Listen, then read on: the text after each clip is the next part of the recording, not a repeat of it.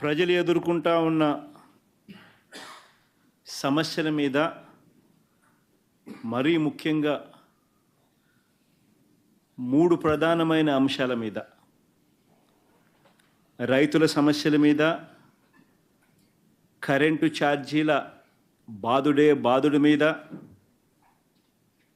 పిల్లలకు సంబంధించి ఫీజులు కట్టలేని పరిస్థితిలో ఉన్న పిల్లలు ఎదుర్కొంటా ఉన్న సమస్యల మీద, ఈ 3 అంశాల మీద వైఎస్ఆర్సీపీ డిసెంబర్ మాసంలో ఈ 3 అంశాల మీద గట్టిగా ఉద్యమ బాట పట్టే కార్యక్రమానికి శ్రీకారం చుడతా ఉన్నాం.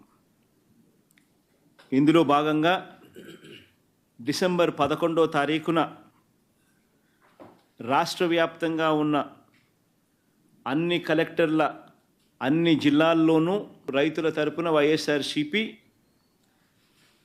రైతులకు సంబంధించిన ప్రధానమైన అంశాలు, ధాన్యం సేకరణలో రైతన్నలకు జరుగుతూ ఉన్న అన్యాయాన్ని ప్రశ్నిస్తూ, ధాన్యం సేకరణలో కనీస పెట్టుబడి ధర ఖచ్చితంగా ప్రభుత్వం వైపు నుంచి వచ్చేట్టుగా ఒత్తిడి తీసుకొచ్చే దాంట్లో భాగంగా కనీస మద్దతు ధర రైతులకు ఖచ్చితంగా వచ్చేట్టుగా చేస్తూ, రైతులకు సంబంధించిన ఆ ప్రస్తావనతో పాటు పెట్టుబడి సహాయం కింద 20,000 రూపాయలు ఏదైతే రైతులకు ఇస్తామని చెప్పారో ఆ 20,000 రూపాయలకు సంబంధించి పెట్టుబడి సహాయం రాష్ట్ర ప్రభుత్వం, చంద్రబాబు నాయుడు గారి ప్రభుత్వం ఇవ్వని పరిస్థితుల నేపథ్యంలో దానిని కూడా గట్టిగా డిమాండ్ చేస్తూ, ఈ రెండే కాకుండా ఉచిత పంటల బీమా ఏదైతే రైతులకు ఇంతవరకు అందుతా ఉన్న పరిస్థితి ఏదైతే ఉందో రద్దు చేసిన నేపథ్యంలో ఉచిత పంటల బీమా మళ్ళీ ఖచ్చితంగా రైతులకు మళ్ళీ వర్తింప చేయాలి అనే డిమాండ్తో, ప్రధానంగా ఈ 3 డిమాండ్లతో డిసెంబర్ 11వ తారీఖున ప్రతి జిల్లాలోనూ వైఎస్ఆర్సీపీ అక్కడి జిల్లా కలెక్టర్లను కార్యాలయాలకు సంబంధించి కలెక్టర్లకు రిప్రజెంటేషన్ ఇచ్చే కార్యక్రమానికి రైతులందరితో కలిసి ర్యాలీగా వెళ్ళి కలెక్టర్లకు రిప్రజెంటేషన్ ఇచ్చే కార్యక్రమం డిసెంబర్ 11వ తారీఖున వైఎస్ఆర్ కాంగ్రెస్ పార్టీ చేస్తుంది. అదేవిధంగా డిసెంబర్ 27వ తారీఖున రాష్ట్ర ప్రభుత్వం, చంద్రబాబు నాయుడు గారి ప్రభుత్వం ఏదైతే కరెంటు ఛార్జీల బాదుడు కార్యక్రమం ఏదైతే చేసిందో, ఎన్నికలప్పుడు తాను కరెంటు ఛార్జీలు తగ్గిస్తాను అని చెప్పి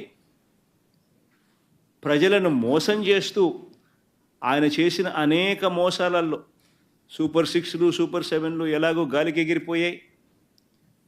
ఆ కార్యక్రమం అనేది గాలికి ఎగిరిపోయి ఈ బాదుడు కార్యక్రమం చంద్రబాబు నాయుడు గారు తీసుకొచ్చిన ఈ నేపథ్యంలో కరెంటు ఛార్జీలు తగ్గకపోగా కరెంటు ఛార్జీలు బాదుడు పేరుతో పెంచిన నేపథ్యంలో ప్రజల తరపున పెంచిన ఈ కరెంటు ఛార్జీలను తగ్గించమని చెప్పి, పెంచబోయే ఈ కరెంటు ఛార్జీలను జనవరి మాసంలో ఇంకా ఫర్దర్గా పెంచబోయే ఈ కరెంటు ఛార్జీలను ఇంకా ఫర్దర్గా తగ్గించమని చెబుతూ ఇప్పటికే 6,000 కోట్ల రూపాయలకు సంబంధించిన బాదుడు ఆల్రెడీ కరెంటు బిల్స్లో ఇప్పటికే రిఫ్లెక్ట్ అవుతూ ఉంది.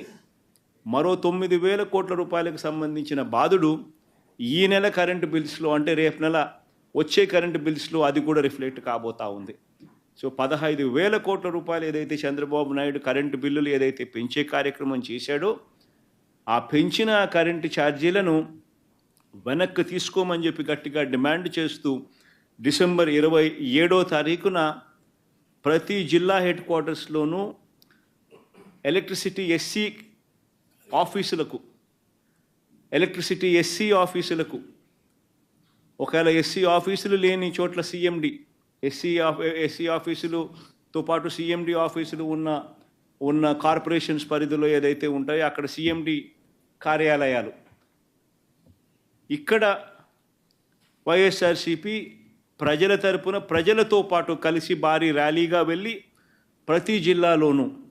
వైఎస్ఆర్ కాంగ్రెస్ పార్టీ ప్రజల తరపున చంద్రబాబు నాయుడు గారి ప్రభుత్వాన్ని గట్టిగా డిమాండ్ చేస్తూ పెంచిన కరెంటు ఛార్జీలు ఉపసంహరించుకునేట్టుగా ఒత్తిడి తీసుకొచ్చే కార్యక్రమానికి డిసెంబర్ 27వ తారీఖున చేయబోతా ఉన్నాం. అదే మాదిరిగా జనవరి 3వ తారీఖున కలెక్టర్ల కార్యాలయాలను మళ్ళీ ఫీజు రీయింబర్స్మెంట్ విషయంగా పిల్లలకు సహాయం అందించాల్సిన పూర్తి ఫీజు రీయింబర్స్మెంటు, వసతి దీవెన, విద్యా దీవెన, వసతి దీవెన ఈ రెండింటికి సంబంధించిన బకాయిలు 3,900 కోట్ల రూపాయలు ఏదైతే ఉన్నాయో చంద్రబాబు నాయుడు గారి ప్రభుత్వం ఏర్పడిన తర్వాత పూర్తిగా పిల్లలకు ఫీజులు కట్టకుండా బకాయిలుగా పెట్టిన నేపథ్యం. జనవరి, ఫిబ్రవరి, మార్చికి సంబంధించిన ఫీజులు ఏప్రిల్లో వెరిఫై చేసి మామూలుగా మే మాసంలో ఇవ్వాలి. చంద్రబాబు నాయుడు గారి ఎన్నిక మే 13వ తారీఖున జరిగింది. జూన్లో ఆయన ప్రమాణ స్వీకారం చేశాడు. జూన్లో వచ్చిన వెంటనే ఆ ఫీజు రీయింబర్స్మెంట్ ఇవ్వాల్సింది. మొత్తం 4 క్వార్టర్స్కు సంబంధించిన ఫీజులు మామూలుగా వైఎస్ఆర్సీపీ ప్రభుత్వంలో ప్రతి క్వార్టర్ అయిపోయిన వెంటనే, ప్రతి 3 నెలలు అయిపోయిన వెంటనే 4వ నెలలో వెరిఫికేషన్ చేసి 5వ నెలలో ఫీజులు ఇచ్చే పరిస్థితి నుంచి ఏకంగా సంవత్సరం అయిపోయినా కూడా 4 క్వార్టర్స్ వరుసగా 4 త్రైమాసికాలకు సంబంధించిన ఫీజులు పెండింగ్లో పడిన నేపథ్యంలో వసతి దీవెనకు సంబంధించి ప్రతి ఏప్రిల్ మాసంలోనూ క్రమం తప్పకుండా వసతి దీవెన కింద పిల్లలకు తోడుగా ఉంటూ మరో 1,100 కోట్ల రూపాయలు వైఎస్ఆర్సీపీ ప్రభుత్వం క్రమం తప్పకుండా ఇస్తా ఉన్న నేపథ్యంలో అది ఇవ్వని చంద్రబాబు నాయుడు గారి ప్రభుత్వాన్ని గట్టిగా నిలదీస్తూ విద్యా దీవెన, వసతి దీవెనకు సంబంధించి విద్యా దీవెన కింద 2,800 కోట్ల బకాయిలు, వసతి